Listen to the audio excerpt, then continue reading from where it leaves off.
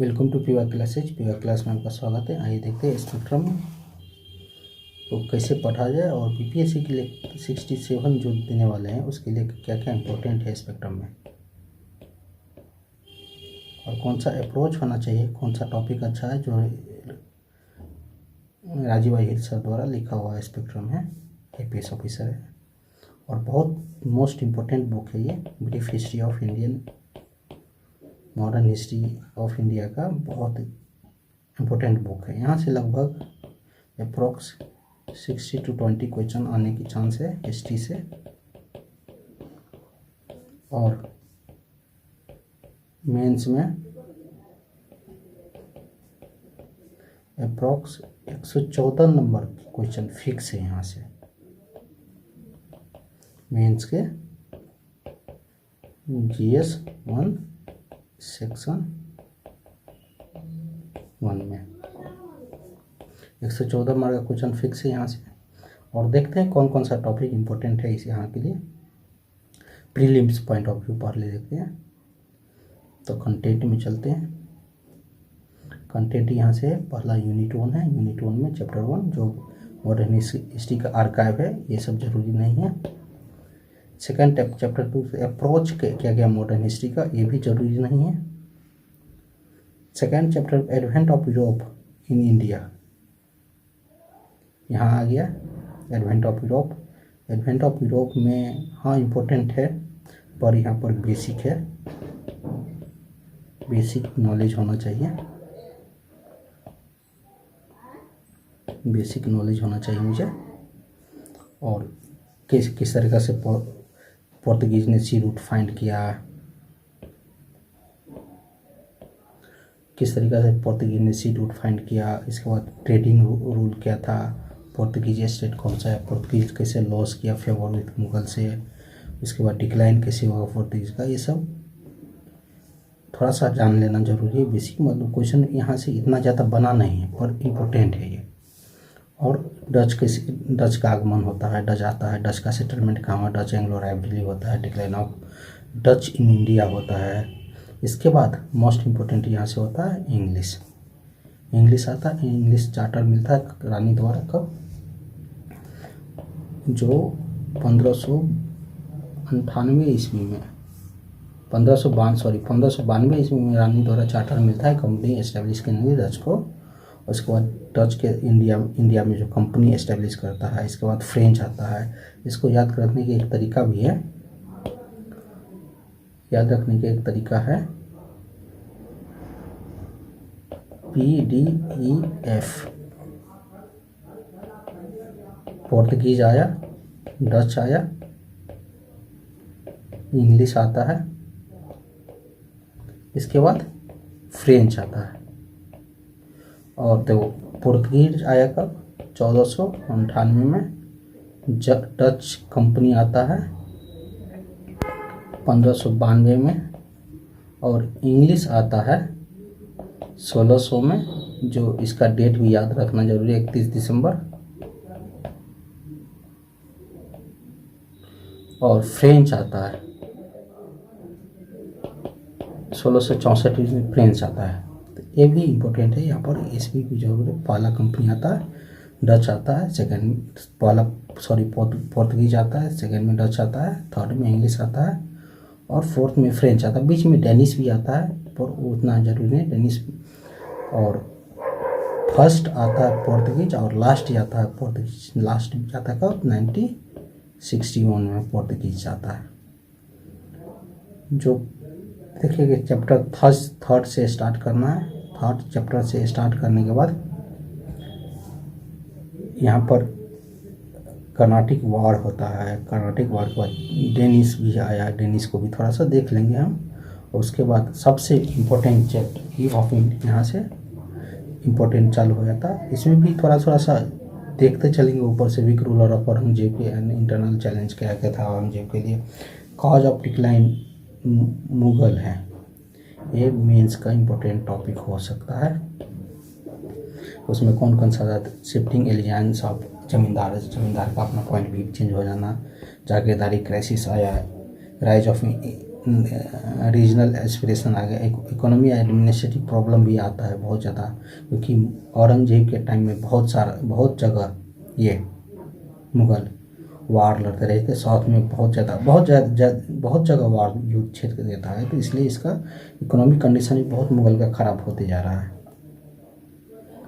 इसके बाद regional state जो राइज करता है, रीजनल स्टेट में हो गया 3 ग्रुप में बांट दिया था, एक इंडिपेंडेंट, ऑटोनोमस, ऐसे करके देखना है। और सोशियो इकोनॉमिक कंडीशन क्या था इसका, ट्रेड क्या था, इंडस्ट्री क्या था, development of art and आर्टिटेक्ट culture, यहाँ से क्वेश्चन मेंस में बनता है।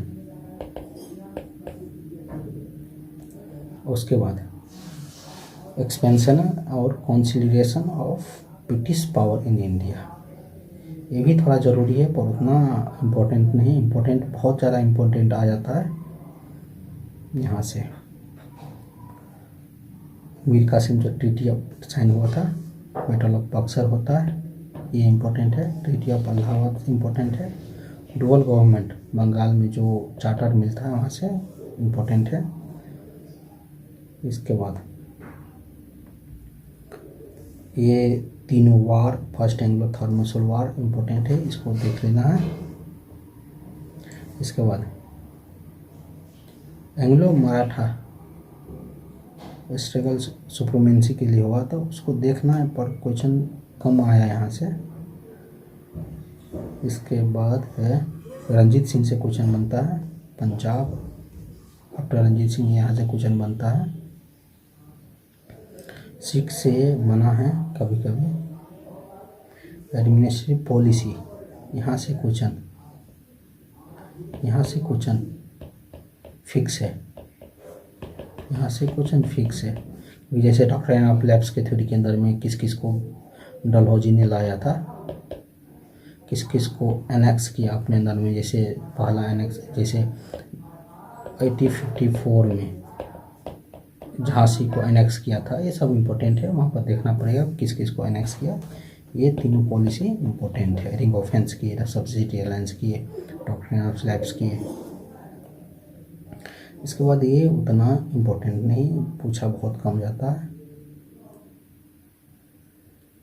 और इसके बाद सबसे इम्पोर्टेंट में आ गया यहाँ से 6 चैप्टर से फिक्स है, यहाँ से 2 क्वेश्चन, यहाँ से 2 क्वेश्चन फिक्स है, इसको पढ़ लेना है मतलब।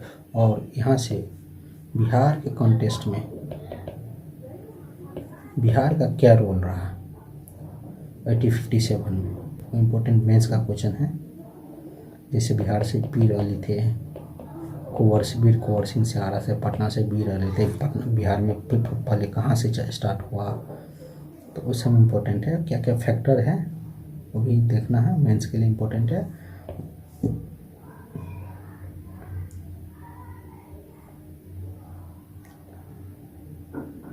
जो मेन कोर्स यहाँ से चालू होता, यहाँ से रेजिस्टेंस अगेंस्ट ब्रिटिश 85 बिफोर 87 आया, आफ्टर 87 मतलब 87 से यहाँ से मेन कोर्स, इस पर 3 स्टार लगा दो। लगभग 2-3 क्वेश्चन फिक्स है। और मेंस में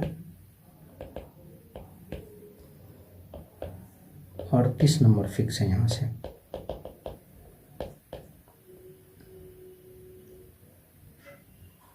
सोशियो रिलीजियस मूवमेंट है, ये भी कभी कभी पूछ देता है, पर यहाँ 1 से 2 क्वेश्चन यहाँ से भी फिक्स है प्री के लिए।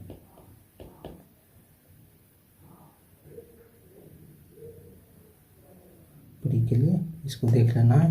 जैसे ईश्वर चंद्र विद्यासागर है, राजा राम मोहन राय है, रविन्द्रनाथ टैगोर है, ईश्वर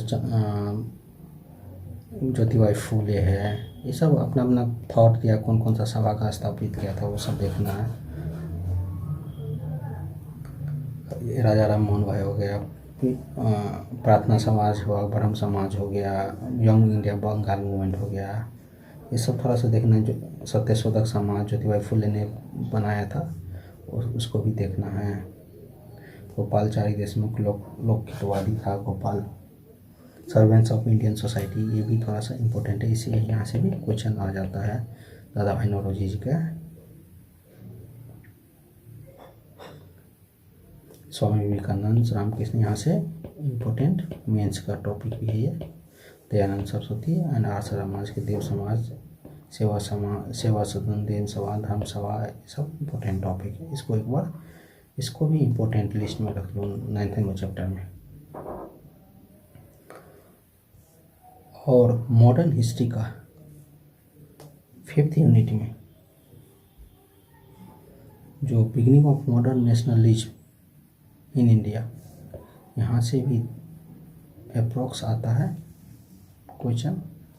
फैक्टर ऑफ ग्रोथ मेंस के लिए इम्पोर्टेंट है, प्री के लिए यहाँ से उतना रोल ऑफ प्रेस, मेंस के western thought of education, education west के इम्पोर्टेंट है मेंस के लिए। क्वेश्चन यहाँ से एजुकेशन वाला सेक्शन में फिक्स है,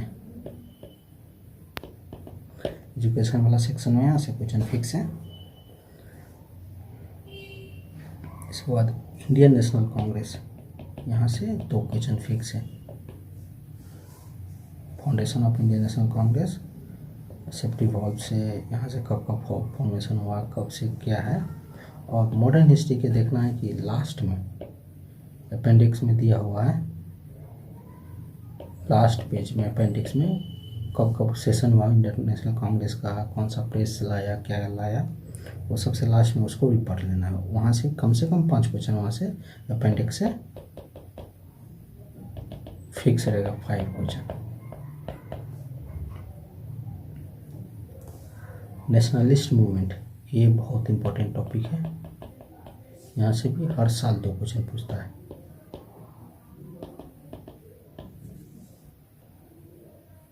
पार्टीशन हो गया, इसका स्वदेशी मूवमेंट, बाइकआउट मूवमेंट हो गया, ये सब बहुत इंपॉर्टेंट टॉपिक है, ये सब वो देखना है बहुत अच्छे से। और उसके बाद first phase of revolutionary activity, यहाँ से भी एक क्वेश्चन आ जाता है, मराठा, बंगाल, ये सब का। World war, first world war के बाद हुआ था नेशनलिस्ट रिस्पॉन्स, जो क्या क्या फैक्टर था, होम डिलीवरी लाया, यहाँ से क्वेश्चन इंपॉर्टेंट है। जब 1919 में पॉजिटिव एजिटेशन फॉर हुआ था, लखनऊ सेशन हुआ था, ये भी इम्पोर्टेंट है। मतलब जब से गांधी जी का एंट्री होता है इंडिया में, मान लो 9 जनवरी 1950 के बाद से जब गांधीयन एरा आता है, वहाँ से क्वेश्चन भर भर के पूछा जाता है, तो उसको भी बहुत इम्पोर्टेंट लेना है। Era of mass national, Gandhian के बाद से इमरजेंस ऑफ गांधीयन, जहाँ से बहुत इंपॉर्टेंट भर भर के क्वेश्चन पूछा जाता है, उसको किसी टॉपिक को छांट नहीं सकते। यहाँ से खिलाफत मूवमेंट से एक क्वेश्चन फिक्स है, यहाँ से पिछला साल 2 क्वेश्चन था, क्वेश्चन फिक्स है यहाँ से खिलाफत मूवमेंट से, रोले टैक्स, जलियांवाला बाग से, Kheda Satyagraha, Ahmedabad mill strike, Kheda Satyagraha, non cooperation movement, civil Champaran Satyagraha, Champaran से तो मेंस में भी फिक्स है 38 नंबर क्वेश्चन, यहाँ से एक क्वेश्चन। स्वराजी सोशलिस्ट ऑफ आइडिया, ये सब इम्पोर्टेंट टॉपिक है, यहाँ से भी क्वेश्चन आता है। साइमन कमीशन से आता है, सिविल डिसोबीडियंस मूवमेंट से, और राउंड टेबल कॉन्फ्रेंस कब कब होता है ना, 3 राउंड टेबल कॉन्फ्रेंस होता है। 1930 में फर्स्ट होता है, 1931 में सेकेंड होता है, 1932 में थर्ड होता है। तो सेकेंड वाला बहुत इंपॉर्टेंट है, जहाँ गांधी जी राउंड टेबल में भाग लिए थे। इसके बाद एवरिन डिक्लेरेशन होता है 1929 में, ये भी थोड़ा सा इम्पोर्टेंट है। दांडी हुआ था, साल्ट से स्प्रेड लॉ हुआ था, इसके बाद ये सब इम्पोर्टेंट टॉपिक है। राउंड टेबल कॉन्फ्रेंस सब बहुत इंपॉर्टेंट टॉपिक है। सिविल डिसोबीडियंस हुआ, बार बार का क्वेश्चन आता है यहाँ से।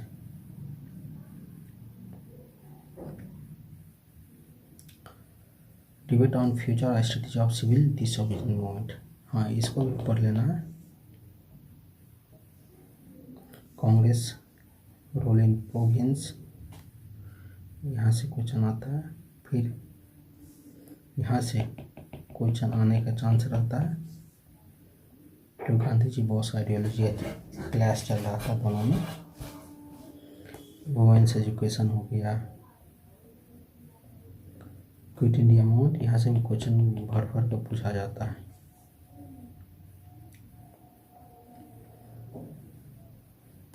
पोस्ट वॉर सिनेरियो, ये भी इम्पोर्टेंट है, इलेक्शन कब हुआ आने का मतलब ये सब। ये भी इंडिपेंडेंट और पार्टीशन, यहाँ से एक दो क्वेश्चन आया था। कैन मैनेटली सेटलमेंट इतना हुआ था 20 फरवरी 1947 में। मोटिवेटेड प्लान, सब ये सब इम्पोर्टेंट टॉपिक है, यहाँ से क्वेश्चन आता है। और बीपीएससी के